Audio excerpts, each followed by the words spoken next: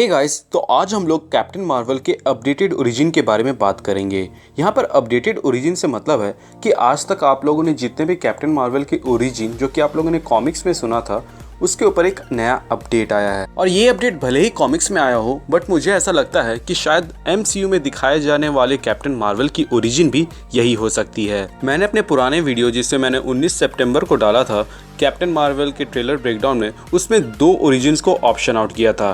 पहला ये था कि उसकी मॉम डैड में से कोई क्री हो सकता है जिसके वजह से वो हाफ क्री हाफ ह्यूमन हो, या फिर जो सदियों से कॉमिक्स में होता आ रहा है यानी कि कैप्टन मार्वल और कैरल डैनवर्स की DNA एक्सचेंज हो जाए जो कि साइकिक मैग्नेट्रॉन के ब्लास्ट के वजह से होता था। और मैंने उस वीडियो में ज़्यादा सेकेंड ऑप्शन यानी कि साइकिक मैग्नेट्रॉन से ब्लास्ट होने के बाद कैप्टन मार्वल की DNA कैरल डैनवर्स के साथ एक्सचेंज वाले पॉइंट पे फोकस किया था, क्योंकि उस वक्त तक ऐसा कोई भी कॉमिक नहीं निकला था जिसमें ये मेंशन किया हो कि कैरल डैनवर्स यानी कि कैप्टन मार्वल के मॉम या डैड में से कोई भी क्री हो सकता था या फिर है। ऐसा कोई भी कॉमिक आर्क में नहीं था। लेकिन अक्टूबर 17 को life of Captain Marvel issue 4 में ये रिवील किया गया कि कैप्टन मार्वल की मॉम जो कि मैरी डैनवर्स है वो असल में एक क्री सोल्जर है। तो अब ये बात साफ हो जाती है कि कैप्टन मार्वल को उनकी पावर्स कहाँ से मिली। लेकिन ट्रेलर में ये सीन दिखाने का क्या मतलब जबकि उन्हें ये पावर्स उनकी मॉम से मिली हो। तो गाइस, इस चीज़ का एक्सप्लेनेशन भी life of Captain Marvel issue 4 में दिया हुआ था, जहां मैरी ये बताती है कि असल में साइकिक मैग्नेट्रॉन ने उसे पावर दिया नहीं बल्कि उसके अंदर जो क्री DNA सेल्स थे उसे एक्टिवेट कर दिया, जिसकी वजह से उसके पास पावर्स आ गए। और अगर आप इस कहानी को थोड़ा सा एडजस्टमेंट के साथ कैप्टन मार्वल जो कि हमें MCU में दिखाई जाने वाली है उसमें फिट करके देखें तो बहुत अच्छे से फिट हो जाता है कि साइकिक मैग्नेट्रॉन ब्लास्ट होता है, कैप्टन मार्वल के अंदर क्री DNA सेल्स एक्टिवेट हो जाते हैं और उन्हें पावर्स मिल जाते हैं।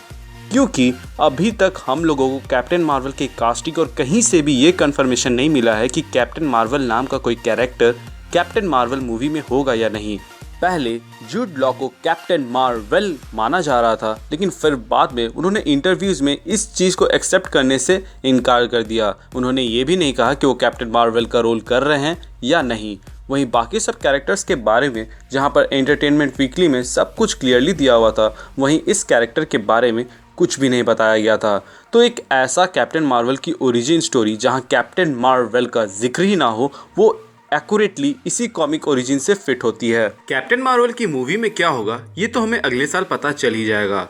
फिलहाल के लिए लाइफ ऑफ कैप्टन मार्वल के इशू 4 तक की कहानी मैं आपको यहाँ शॉर्ट में बता देता हूँ। कैप्टन मार्वल और एवेंजर्स एक साथ मिलकर दुश्मनों का सफाया कर रहे थे, लेकिन कैप्टन मार्वल के दिमाग में कुछ चल रहा था जो उनके लिए एक डिस्ट्रैक्शन का काम कर रहा था, जिससे वो ट्रॉमा समझ के टोनी स्टार्क से कंसल्ट करती है और टोनी स्टार्क उसे बताता है कि उसके ब्रेन फंक्शनिंग बिल्कुल नॉर्मल है। वो इन सब से रिलैक्स होने के लिए अपने घर वापस चली जाती है। वहाँ उन्हें पुराने चीज़ों के बीच में एक एलियन टेक मिलता है जिसे वो ब्रेक करने की कोशिश करती है, पर एक मैसेज चला जाता है हाला यानी कि क्री वर्ल्ड में। अनजाने में गया ये मैसेज एक क्री वॉरियर को एक्टिवेट कर देता है जो एक ड्रोन के साथ उस लोकेशन पे आ जाती है।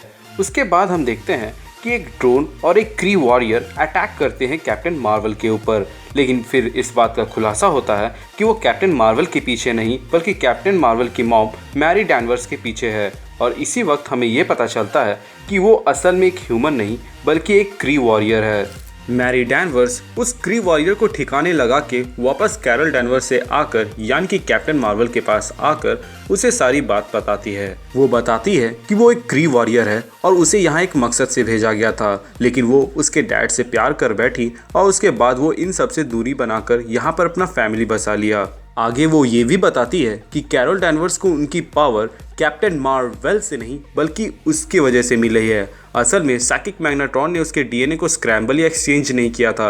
असल में कैप्टन मार्वल के अंदर जो मैरी डैनवर्स का क्री DNA था उसे एक्टिवेट कर दिया, जिसके वजह से वो इतनी पावरफुल है।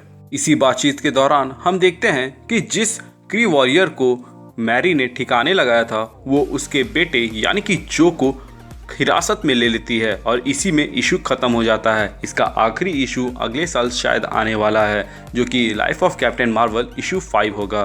सच कहूँ तो ये ट्विस्ट मुझे secret origin of Tony Stark की याद दिलाती है, जहाँ पर हमें ये पता चला था कि टोनी स्टार्क के ओरिजिनल डैड हॉवर्ड स्टार्क नहीं बल्कि कोई एक शील्ड एजेंट है। और हाँ, अगर आप लोगों ने अभी तक the secret origin of Tony Stark वाली कॉमिक को नहीं पढ़ा है तो आप उसे मेरे वीडियो लिस्ट में देख सकते हैं या फिर आपको डिस्क्रिप्शन में मिल जाएगा। और तो और वीडियो के आखिरी 20 सेकेंड्स में डिस्प्ले भी हो रहा होगा स्क्रीन के ऊपर।